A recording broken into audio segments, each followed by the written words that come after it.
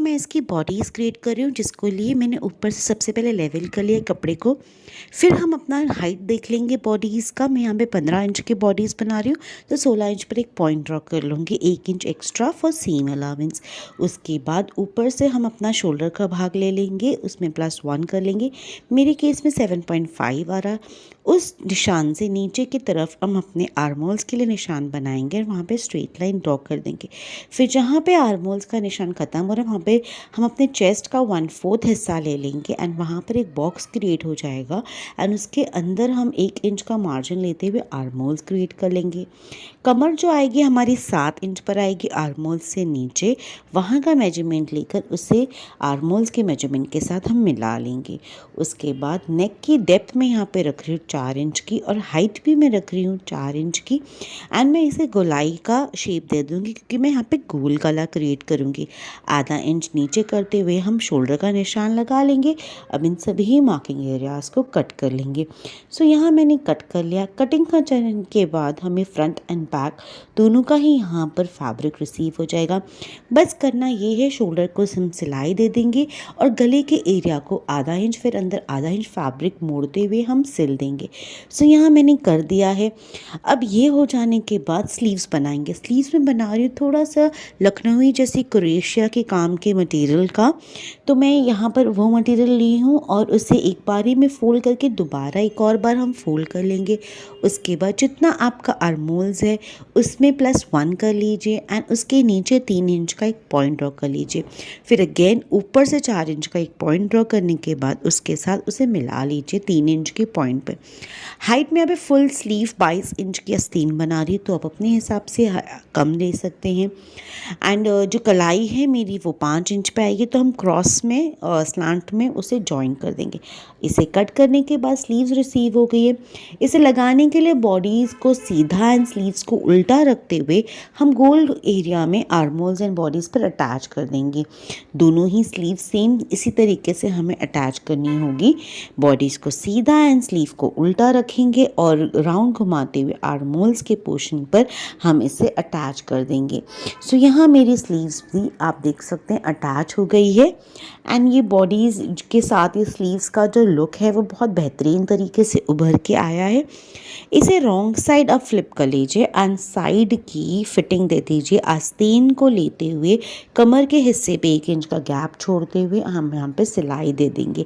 सो मैंने यहाँ सिलाई दे दिया है एंड बॉडीज़ का जो हिस्सा है वो पूरी तरीके से रेडी हो चुका है। अब इसके बाद गाउन की तैयारी करेंगे।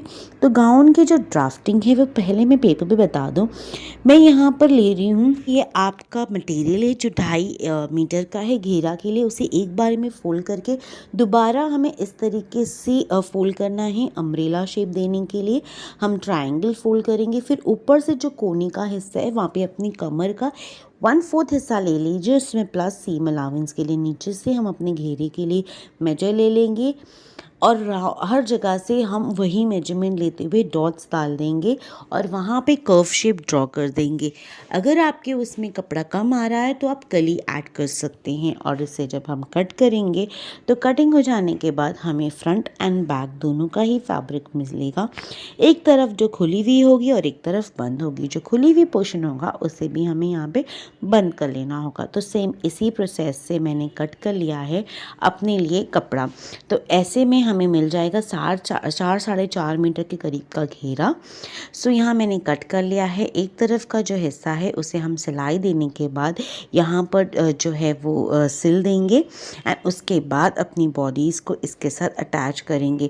मगर हम नीचे लगाएंगे जो आस्तीन जिससे हमने क्रिएट किया था उसी से हम नीचे भी यहाँ पर पट्टा लगाएंगे। तो मैंने वही फैब्रिक ले लिया है और 6-6 इंच का मैंने पॉइंट ड्रॉ करके उस फैब्रिक में मैं इस तरीके से स्ट्रेट लाइन ड्रॉ कर दूंगी।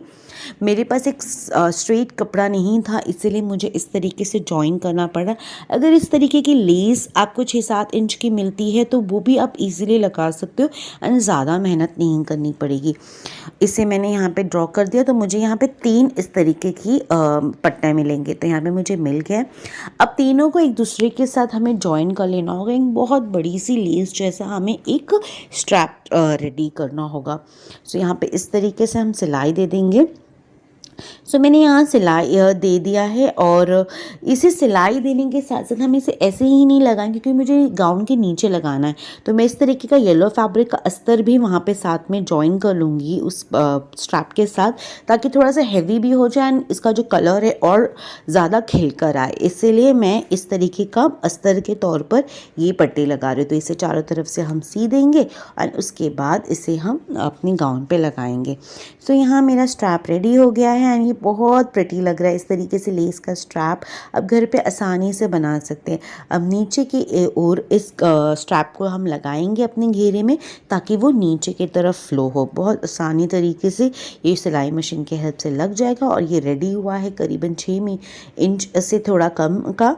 सो ये बहुत सुंदर लगेगा। तो अगर आपकी कभी हाइट कम आ रही हो घेरे की तो इस तरीके का स्ट्रैप बनाकर कोई भी प्रिंटेड फैब्रिक से भी बनाएंगे तो वो भी बहुत ज़्यादा सुंदर लगता है। अगर आपके पास कॉटन प्रिंटेड फैब्रिक है तो आप उसका भी इस्तेमाल करके इस तरीके से बना सकते हो।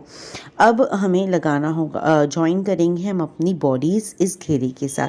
तो बहुत आसान है, घेरे की कमर ले लीजिए एंड बॉडीज़ के कमर लेकर राउंड घुमाते हुए घेरे और बॉडीज़ को उसके साथ अटैच कर लीजिए एंड ये बहुत ईजीली अटैच हो जाती है। सो यहाँ मैंने कर दिया है एंड ये मुझे तो बहुत ज़्यादा प्रिटी लग रहा है। आई होप आप सबको भी ये प्रिटी लग रहा हो, ईजी लग रहा हो। फर्स्ट ऑफ ऑल बहुत ज़्यादा ईजी है, इसे बनाने के लिए कोई भी ऐसे झंझट नहीं होगी आपको इसे प्रिपेयर करने के लिए। मैंने इस तरीके का चिकनकारी वर्क के कपड़े यूज़ किया है। आप प्लेन प्रिंटेड फैब्रिक भी यूज़ कर सकते हैं या अगर आपके पास प्रिंट का बहुत सारा फैब्रिक है तो इस तरीके का पट्टा लगाने के लिए आप प्लेन फैब्रिक भी यूज़ कर लीजिए, बहुत सुंदर लगता है। और इसके साथ कंट्रास्ट दुपट्टा अगर हो जाए तो बहुत ज़्यादा अच्छा लगेगा। मैंने यहाँ ग्रे के साथ कैरी किया है। अब रेड भी बहुत सुंदर लगता है, वाइट भी उतना ही प्यारा लगेगा इस गाउन के साथ। अगर मैं बोलूँ तो आप वाइट, रेड, ग्रे के साथ जाइएगा क्योंकि ये ज़्यादा खिलेगा। ऐसे कोई भी दुपट्टा ना यूज़ कीजिएगा। ये सारे जो कलर्स के दुपट्टे हैं बहुत कमेंट कीजिएगा, लाइक कीजिएगा, शेयर कीजिएगा friends. Thank you so much for watching my channel. Bye bye, take care, till next time.